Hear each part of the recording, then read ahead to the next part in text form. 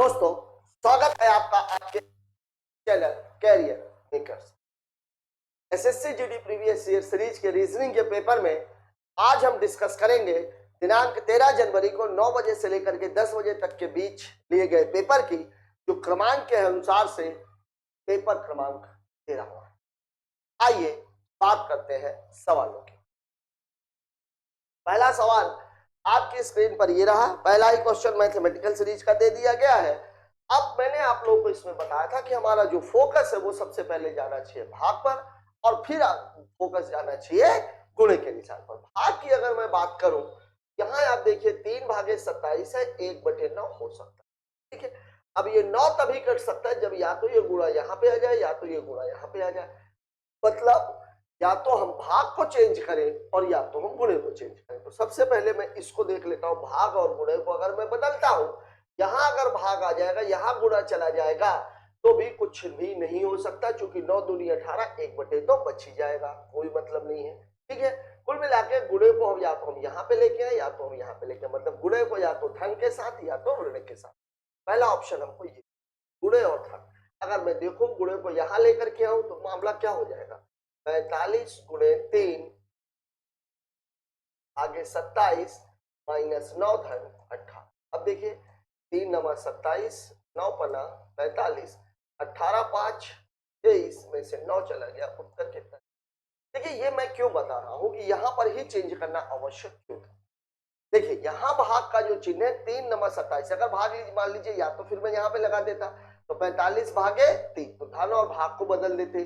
धन और भाग वाला ऑप्शन एक ये था। देखिए भाग और धन को अगर मैं बदलता तो ये कितना हो जाता, 15 और 15 धन 27। लेकिन यहां पर जो मामला है माइनस वाला, ये बहुत बड़ा है, 18 × 9 है, तो आपका उत्तर 14 नहीं आ सकता था, माइनस में चला जाता। तब यहां पर हमारी जो जरूरत थी वो ये थी कि अगर ये 3 × 27 यहाँ पे 9 आ रहा है और 9 यहां से भी कट जाएगा, यहां से भी कट जाएगा, मतलब अगर धन की जगह गुणा हो जाएगा तो 9 × 45, ऋण की जगह गुणा हो जाएगा तो 9 या कम 9। और चूंकि हमारा जो आंसर है वो 14 है, मतलब हमारा फोकस ये होना चाहिए कि धन और ऋण की जगह गुणा आ जाए। तो सबसे पहले मैंने देखा कि धन और गुणे की जगह, यहां देखिए गुणे और की जगह धन की जगह क्या आ रहा है, गुणा आ रहा है। हमने चेक किया, हमारा उत्तर सही निकल गया, इसलिए आपका जो उत्तर हो जाएगा वो हो जाएगा ऑप्शन नंबर 3। बात कर लेते हैं अगले सवाल की। अगला सवाल हमसे क्या कह रहा है, डाइस का क्वेश्चन। डाइस के क्वेश्चन में मैंने आप लोगों को एक बात बताई थी, या तो इसमें डबल कॉमन वाले रहते हैं सवाल और या तो इसमें सिंगल कॉमन वाले। अगर दो फलक कॉमन है तो जो बचे हुए फलक है वह फलक एक दूसरे के अपोजिट हो। बात नंबर 1। बात नंबर 2, अगर केवल एक ही फलक कॉमन है तो एक बार दाएं और एक बार बाएं मुड़ जाते हैं, तो इस पासे का कॉमन फलक से दाएं मुड़ा और इस पासे के कॉमन फलक से दाएं मुड़ा है, तो जो दोनों अंक मिलेंगे या जो दोनों फलक है वो एक दूसरे के अपोजिट। ठीक है, अब बात करते हैं हम इस सवाल की। इस सवाल में आप देखिए सफेद लाल, सफेद लाल, ये देखिए ये कॉमन है। अब बचा क्या है, हरा, हरा का नीला। अब या तो आपसे सवाल में हरा का अपोजिट पूछा जा सकता है या तो नीला का अपोजिट पूछा जा सकता है, क्योंकि तीसरा कोई डाइस बना हुआ नहीं है। अब आपसे पूछा क्या गया है, हरा दर्शाने वाले का, हरा का अपोजिट क्या हो जाएगा, डबल कॉमन, सबसे इजी। ठीक है, बात कर लेते हैं अगले क्वेश्चन की। अगला सवाल हमसे क्या कह रहा है, ब्लड रिलेशन। a + b का अर्थ है ab की माता है, मतलब इसके बारे में वो इसके बारे में बता। ठीक है, n × p देख लेते हैं, पिता माता, प्लस और माइनस ज्यादा तो नहीं आया, नहीं आया। ठीक है, n × p। ठीक है, n p का, ठीक है, फिर बोल रहा है p@q, p@q मतलब p q की बहन है, मतलब ये तीनों ही भाई बहन हो गए। फिर बोल रहा है q - l। ठीक है, माइनस किसके लिए है, q l का पिता है, शादी भी हुई होगी और जो उधर आएगी वो l की माता होगी। फिर क्या बोल रहा है, l × m, l × m मतलब l m का भाई है, मतलब ये दोनों भी भाई हो गए। ठीक है, फिर बोल रहा है m and g मतलब m g का पुत्र है, तो g का पुत्र है मतलब g क्या हो जाएगी, q। ध्यान दीजिएगा एल किसका पुत्र था? क्यू का। और एम किसका पुत्र है? एम किसका पुत्र है? एम किसका पुत्र है? एम जी का पुत्र। अब आप खुद देखिए, यहां पर क्यू एल का पिता है, क्यू एल का पिता है और एल एम का भाई है, तो एल और एम का जो पिता है वो तो क्यू ही है। और ये बोल रहा है कि एम जो है वो जी का पुत्र है, तो जी का पुत्र वो तभी हो सकता, पुत्र दो के ही होते हैं, या तो माता का या तो पिता का। तो पिता साइड से नहीं दिया हुआ, तो मतलब वट नेचुरल है, जी क्या है? उसकी मां है। अब आपसे सवाल में पूछा क्या है, जी का एन से संबंध। देखिए जी, ये तीनों कौन है? भाई बहन है। और जी क्या हो जाएगी? इन दोनों की भाभी, और इसकी पत्नी इन दोनों की भाभी। ठीक है, जी का एन से क्या संबंध है? क्या है? एन की। ठीक है, सवाल में कुछ भी नहीं है, बहुत ही सरल सवाल है। वैसे भी अभी तक ब्लड रिलेशन में जो भी सवाल पूछे जा रहे हैं बहुत सीधे सीधे सवाल आ रहे हैं। ठीक है, और ब्लड रिलेशन बल्कि पूरी रीजनिंग ही एक तरह से देखा जाए तो अगर आप थोड़ी सी भी प्रैक्टिस करें तो पूरे 20 आउट ऑफ द 20 आप अटेंड कर सकते हैं। बात कर लेते हैं अगले सवाल, मिरर इमेज। अब देखिए, मिरर इमेज में मैंने आप लोगों को बताया था कि लेफ्ट टू राइट होता, मतलब जो चीजें इधर है वो इधर। पहली बात। दूसरी बात, जैसे इस आर का ये इधर है, पूछ इधर है, तो ये इधर हो जाएगी, या तीन का मुंह इधर है तो वो इधर। ठीक है, लेफ्ट एंड राइट। अब देखिए, ये वाला निशान ऐसे है तो अगला उधर जाके कैसे बनेगा? ऐसे। अब देखिए, इसमें ऐसे बना हुआ, इसमें ऐसे बना हुआ, मतलब तीसरा और चौथा उत्तर हो ही नहीं सकता। अब उत्तर कौन सा है? पहला और दूसरा। अब आप एक एक को चेक मत करो, क्योंकि आपके पास दो ही ऑप्शन है। आप ये देखो कि दोनों में डिफरेंस कहां पर है। देखिए, ये ये ये ये ये ये 3 6 7, डिफरेंस है 8 और 9। ठीक है, यहाँ पर 9 8 8 9 है और यहाँ पे 9 8 है। अब देखिए, 8 जब इधर जाएगा तो 9 बाद में आएगा, 8 पहले आएगा, मतलब 8 ऐसे आएगा, और 9 का मुंह इधर है तो 9 कैसे आएगा? अब देख लीजिए, ये पोजीशन कहां पर है? पहले वाले में, मतलब आपका जो उत्तर है वो है ऑप्शन नंबर 1। ठीक है, बात कर लेते हैं अगले सवाल की। अगला सवाल हमसे क्या कह रहा है? अगला सवाल हमसे कह रहा है इमीडिएट फिगर का क्वेश्चन है। इमीडिएट फिगर के क्वेश्चन में आपको मिलाना है। मैं पहले वाले को मिलाता हूं। अगर मैं पहले वाले को मिलाऊं तो पहले वाले को मिलाऊं तो पहले वाले को, तो यही तो उत्तर ही है। देखिए, यहां पर अगर आप देखोगे ये वाली लाइन, फिर देखिए ये वाली लाइन, वाली लाइन, फिर आप देख लीजिए ये लाइन, वाली लाइन, फिर आप देखिए ये लाइन, फिर ये आगे बढ़ गया यहां तक, यहां तक, और ये आपका ट्रेन। मतलब आपका उत्तर कौन सा है? पहला वाला। अब देखिए, ये वाला क्यों नहीं हो सकता? बाकी के तीन नहीं हो सकते। ये वाला ट्रायंगल हमें यहाँ पे दिख रहा है, इस वाले ट्रायंगल के बाद ये वाली लाइन भी दिख रही है, लेकिन ये वाला जो चतुर्भुज है, वास्तव में ये चतुर्भुज नहीं दिख रहा। ये वाला फिगर सही हो सकता था अगर ये लाइन ऐसी हो, तब ये वाला फिगर बिल्कुल, तब ये सही हो जाता, लेकिन ये लाइन फिगर है नहीं, मतलब तीसरा वाला गलत।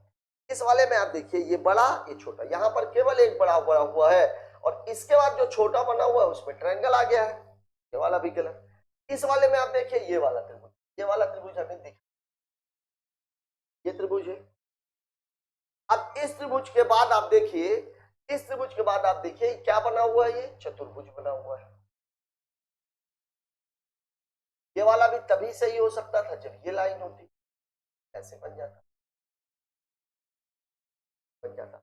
मतलब अगर ये वाली लाइन होती तो तीसरा और चौथा दोनों सही हो सकता, लेकिन क्योंकि ये वाली लाइन हमारे फिगर में नहीं है, इसलिए तीसरा भी गलत और चौथा भी गलत। हमारा उत्तर कौन सा है? पहला वाला। बात कर लेते हैं अगले सवाल की। अगला क्वेश्चन हमसे क्या कह रहा है?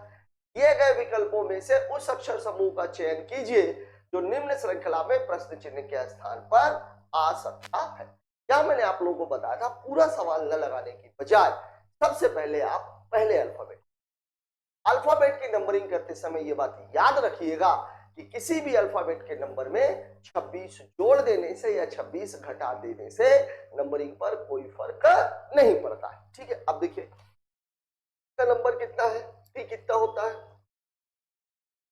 इसका नंबर कितना है 13, इसका नंबर कितना है 6 और इसका नंबर कितना है।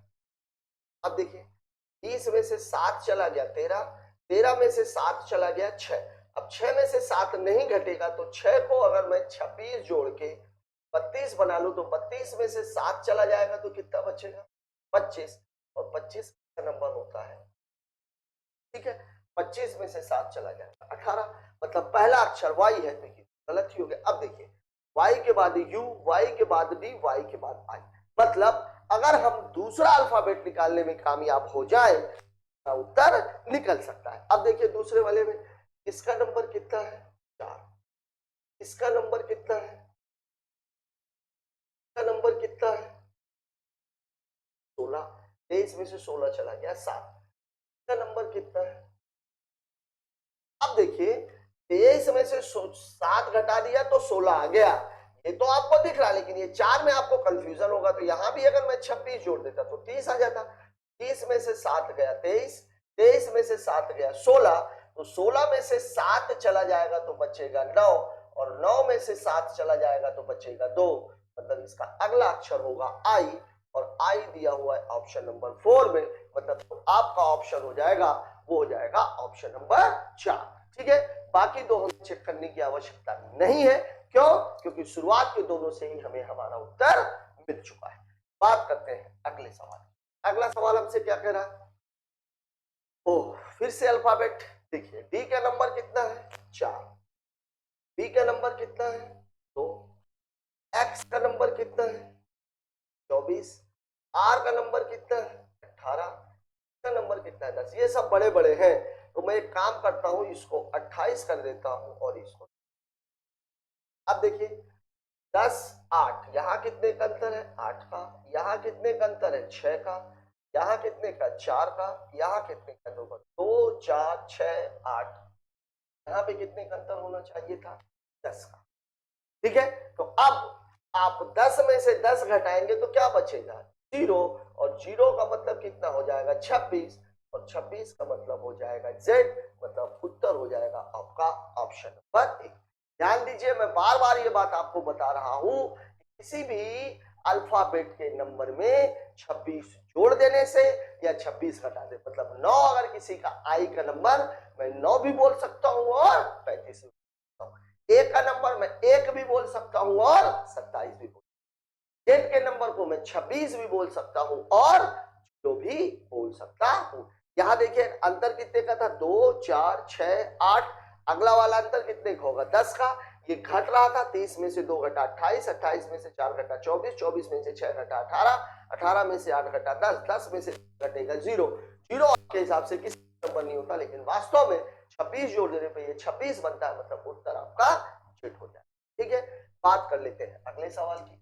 अगला क्वेश्चन हमसे क्या कह रहा है, वो डिक्शनरी, डिक्शनरी में देखिए डी से आपको कुछ मिलने वाला नहीं है, ए से भी आपको कुछ मिलने, अब यहां से आपको पकड़ में आएगा, देखिए सी है, एस है, एम है, डी है, पहला वाला सी हो जाएगा, दूसरा वाला हो जाएगा, तीसरा वाला डी हो जाएगा, चौथा वाला एम हो जाएगा, और पांचवा वाला, आगे आपको बढ़ने की जरूरत ही नहीं, मतलब पूरा है 2 4 5, 2 4 5, ऑप्शन नंबर 2 4 5 3 और 1, 2 4 5 3 और 1, उत्तर क्या हो जाएगा ऑप्शन नंबर 1, ठीक है।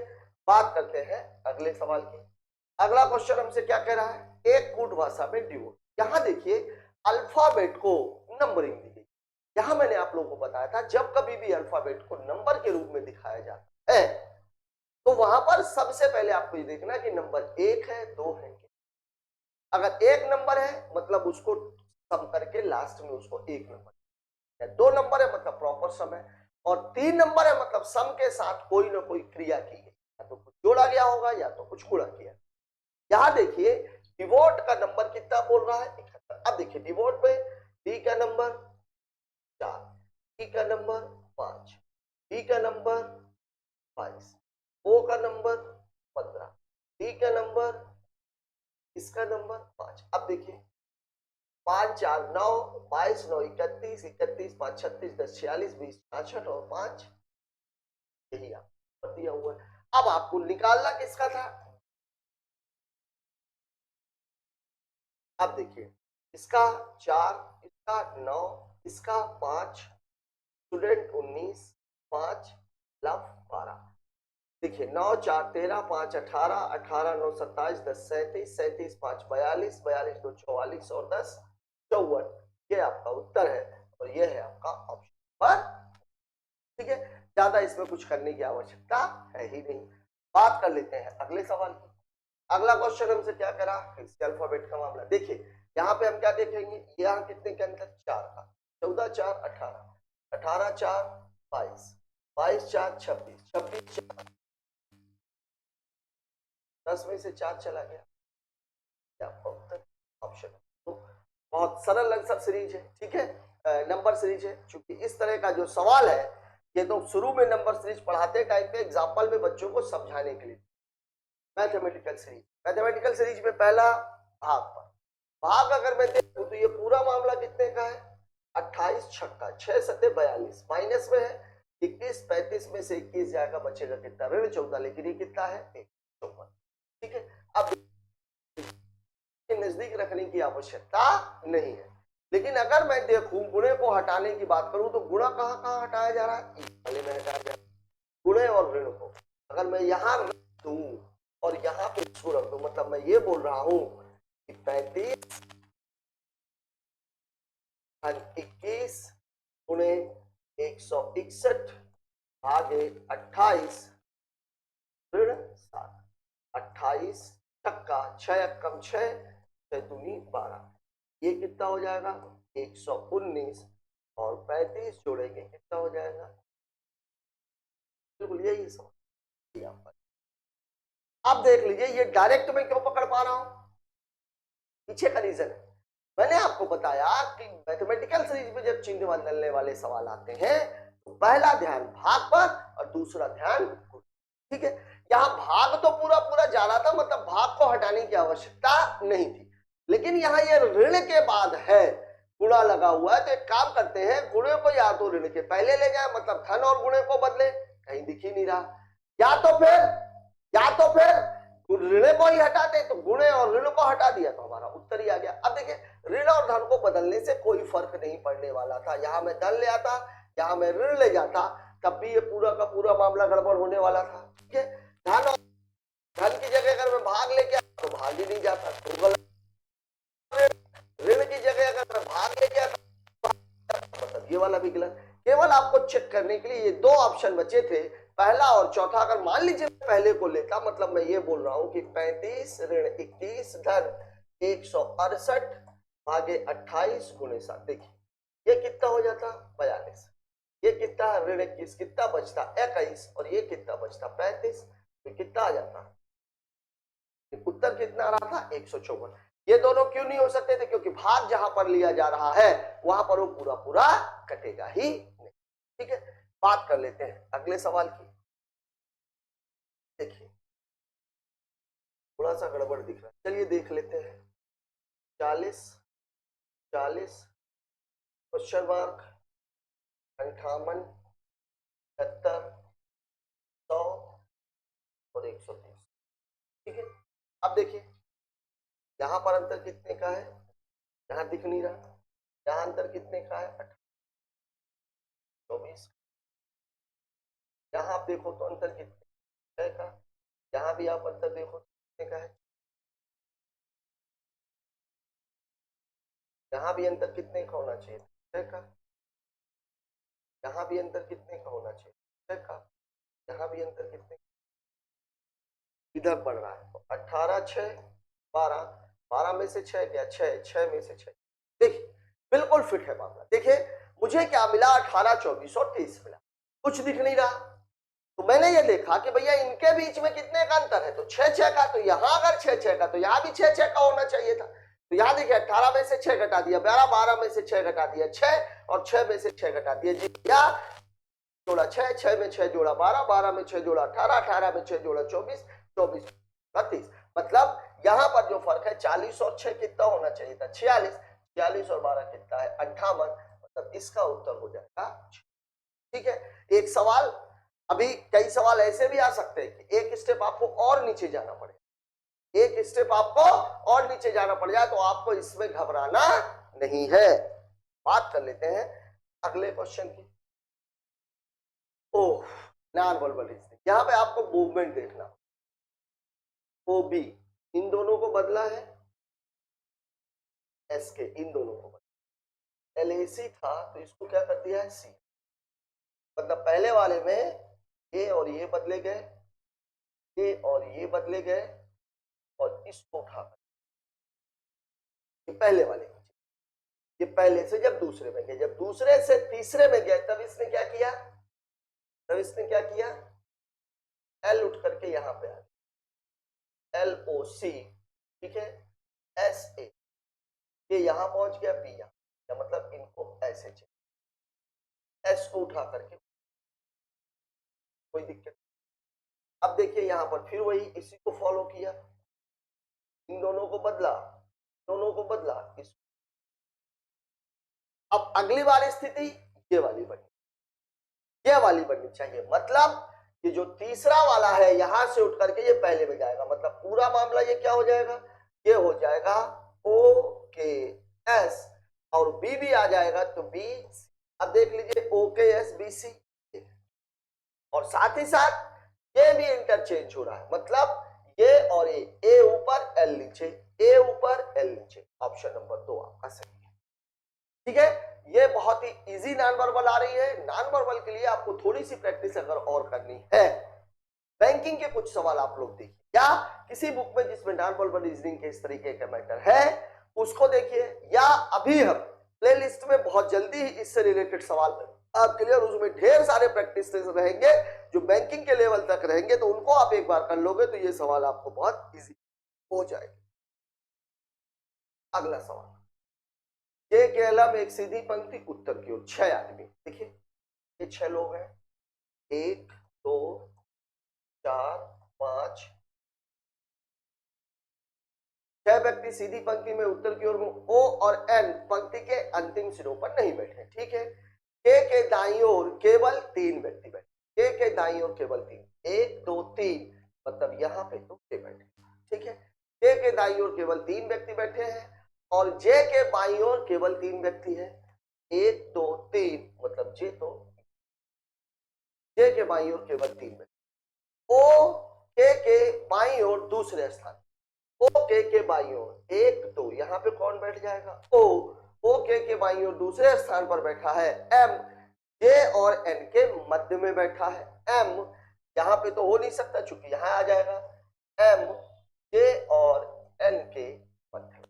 अब बचा कौन है इसमें, इसमें कौन बचा हुआ है, एल हो गया। ओ और के मध्य में कौन बैठा है, ओ और के मध्य में बैठा हुआ है एल।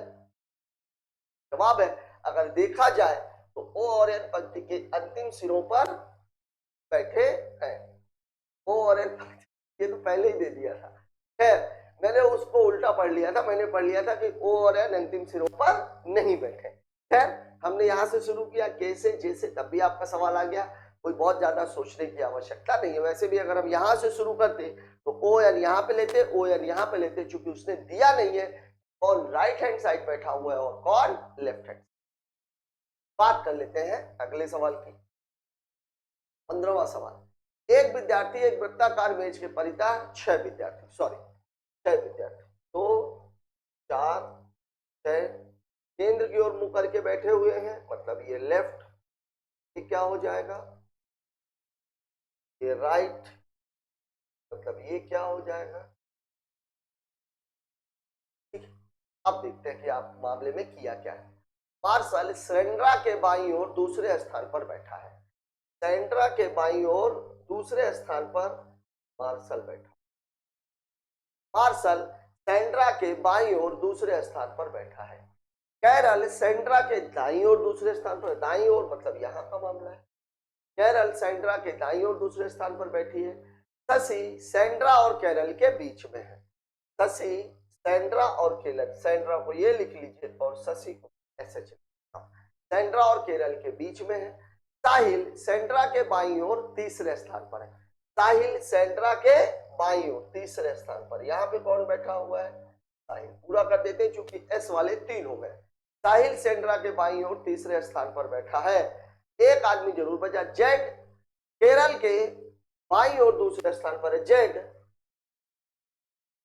केरल के बाईं ओर तीसरे स्थान पर। 1 2 3।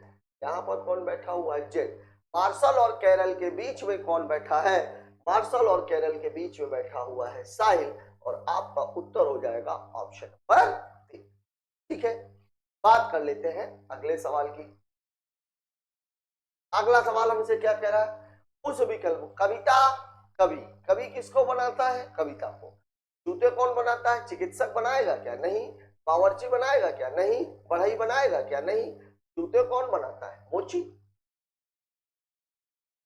अगला सवाल। ओ देखिए, चलिए देखते हैं 18 क्वेश्चन मार्क 54। यहां पर कितने का फर्क है? यहां पे कितने का फर्क है? 40 का। ये तो है 12 और 48 संबंध अलग अलग आ गया। यहां पर एक चीज आपके दिमाग में आ सकती है, 24 का फर्क भी हो सकता है। एक और चीज आप देखिए, 6 तिरिक 18, 6 पंचे, इस बात को देखिएगा जरा। ये है 6 गुणे 3 18। क्या मैं एलसीएम एक्सीएम पे पहुंच गया हूं मामले को? 6 गुणे 5 और 5 का मतलब होता है 2 धन। बड़े वाले को यहां ले लिया और छोटे वाले को उसने ले लिया। ठीक है, यहां आप एक चीज देखो, 6 गुणे 54, इसको आप देखो तो 6 कम 6, 6 दूनी 6 सत्ते 42। यहां पर भी ये कितना है? 8 धन। बड़ा वाला यहां, छोटा वाला, यही तो मामला है। अगर इसको आप देखोगे तो क्या हो जाएगा? 6 गुणे 11। 11 का मतलब होता है 5 धन 6। तो अंतर कितने का होना चाहिए? 6 पंचे 30 और यहां पर वैल्यू कितनी हो जाइए?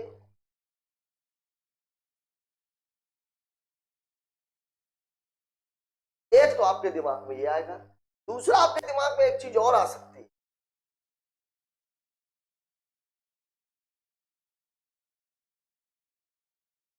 यहां पर कितने का अंतर है? 48 का। यहां पर कितने का अंतर है? 12 का। तो इसको अगर मैं डबल कर दूं तो यहां पर कितने का अंतर होना चाहिए? 24 का। और यहां पे कितने का अंतर होना चाहिए? 48 का। इस हिसाब से उत्तर आपको 42 दिखेगा और 42 भी आपके ऑप्शन में है। अब आपको यह सोचना है कि उत्तर 42 होगा कि 36। तो मैं आप लोगों को एक बात बता दूं, अगर ये सिंगल सीरीज का मामला होता तो 42 ठीक था, लेकिन यहां पर इसका संबंध इसके साथ है, इसका संबंध इसके साथ है, इसका संबंध इसके साथ है, मतलब इनका आपस में कोई रिलेशन नहीं। और यहां जो हम 12 24 48 निकाल रहे हो, मतलब आज एक सीरीज ये है, एक सीरीज ये है, एक सीरीज, जबकि ऐसा कुछ भी नहीं है। इसीलिए आपका उत्तर कितना हो जाएगा? 36। 42 उत्तर गलत। ठीक है, बात कर लेते हैं अगले सवाल की। फिर से उसका मामला आ गया। बी सी डी ई, यहाँ पे देखो एच आई जे के, पूछा किसका है? ए बी सी डी सभी में आ गया है, बी सी डी सभी में आ गया है। ठीक है, ए के बाद जेड पीछे है, ए के पहले जेड, डी के पहले सी। देखिए ए बी सी, दो छोड़ दिया डी, डी के पहले क्या हो जाएगा? ठीक है, डी सी। ये वाला गलत, ये वाला गलत। अब अगले वाले को देखिए, एन ओ पी क्यू, दो छोड़ दिया, बी डब्ल्यू एक्स वाई, दो छोड़ दिया, तो किसका है? वी डब्ल्यू एक्स वाई, तो वाई हो जाएगा। तो डी सी वाई उत्तर कौन सा है आपका? चौथा। पहला दो बढ़ाया, फिर एक घटाया, फिर दो बढ़ाया, अगली बार में शायद फिर एक घटाया। तो प्रवाह का जो संबंध स्थिर से, प्रवाह और स्थिर, ये दोनों कौन से हैं? अपोजिट। एक बह रहा है और एक वहीं पर रुका हुआ है, ये दोनों अपोजिट वर्ड है। वही संबंध पतन का संबंध, पतन का मतलब क्या होता है? गिरना। पतन का मतलब क्या होता है? गिरना। इसका अपोजिट क्या होगा? उठना। अब देखिए इसमें बाजार का कोई लेना देना नहीं पतन से, गिरना बिल्कुल सही, ये हो सकता है, इससे इसका भी कोई, लेकिन शब्द जो इस्तेमाल किया गया वो कौन सा इस्तेमाल किया गया? पतन। और उठना का गिरना सही है, लेकिन अगर मैं बोलूं कि पतन का, तो पतन का क्या होगा? उत्थान। देखिए मीनिंग वही है, लेकिन शब्द दोनों के अलग अलग। तो अगर उठना शब्द होता तो उठना का मैं अपोजिट क्या लेता? गिरना। लेकिन शब्द कौन सा इस्तेमाल किया गया? पतन, इसलिए पतन का अपोजिट क्या होगा? उत्थान। और यह है आपका ऑप्शन नंबर 1। ठीक है, बात करते हैं अगले सवाल की। अगला क्वेश्चन, ओ शिलॉक्स। शिलॉक्स का लगभग एक सवाल हर पेपर में आता है, और यहां मैं आप लोगों को बार बार बता रहा हूं, शिलॉक्स करते टाइम पे सबसे पहले जो आपको कथन दिए गए हैं उसके पदों के मान का आप निर्धारण, और पदों के मान के जब हम निर्धारण की बात करते हैं तो हमारे दिमाग में क्या आना चाहिए? पद के पहले अगर कुछ लगा है तो मान 50, कोई लगा है तो 100, पद के बाद अगर है लगा है तो मान 50, नहीं लगा है तो मान 100। अगर केवल एक ही कथन से निष्कर्ष निकाला गया है तो केवल आपको एक चीज देखनी है, अगर कथन सकारात्मक था तो निष्कर्ष भी सकारात्मक, अगर कथन नकारात्मक था तो निष्कर्ष भी नकारात्मक। पहली बात। दूसरी बात, कथन में यदि किसी पद का मान 50 है तो निष्कर्ष में उस पद का मान 100 नहीं हो। अगर कथन दो कथनों को मिला करके अगर कोई निष्कर्ष निकाला गया है तो वहां पर आपको एक और चीज देखनी होती है, और वो चीज है मध्य पद, और मध्य पद का मान दोनों में से किसी एक कथन में 100 होना। ठीक है, अब आइए देखते हैं इस सवाल में क्या क्या। देखिए ट्यूब के पहले क्या लगा है? सभी, तो ट्यूब का मान कितना? 100। पाइप के बाद है लगा है तो मान 50। स्विच के पहले सभी लगा है तो मान 100, पाइप के बाद है लगा है मान 50, पाइप के पहले सभी लगा है मान 100, बोर्ड के बाद है लगा है मान 50। मध्य पद इसमें क्या क्या है? पाइप, वैलिड नहीं है, यहां भी पाइप।